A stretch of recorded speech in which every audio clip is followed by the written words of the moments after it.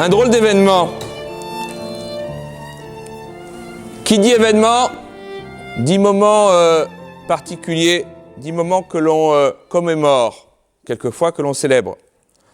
Mais dans l'histoire juive, il y a 4 temps qui sont prophétisés par Zacharie, dans lequel il dit Tzom HaRevi'i, Tzom HaChamishi, Tzom HaShivi'i, Tzom HaAsiri, le jeûne du 4e, du 5e, du 7e et du 10e mois, etc. Il faut comprendre que jusqu'à l'exil de Babylone, il n'y avait pas de nom aux mois de l'année hébraïque.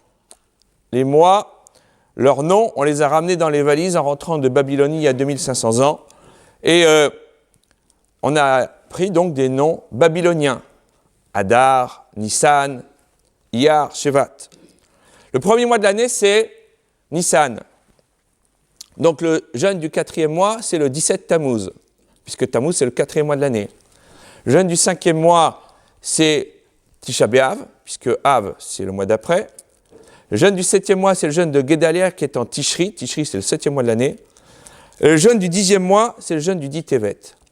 Le jeûne du Dit Tevet, c'est le moment où les armées de Nabucodonosor ont mis le siège devant Jérusalem, siège qui va entraîner beaucoup de malheurs et la destruction du premier Beth Amikdash, du premier temple.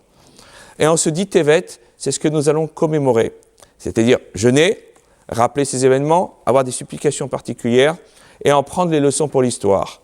Car les sages d'Israël ne sont pas là pour faire de l'histoire, mais pour faire en sorte que les leçons de l'histoire, eh bien, nous puissions les retenir et faire en sorte que ces événements tragiques qui ont endeuillé le peuple juif, eh bien, puissent un jour devenir la source de la rédemption de ce peuple plurimillénaire qui est là pour être un phare pour les nations et lui apporter la lumière. C'est cela le sens du Dit Tevet.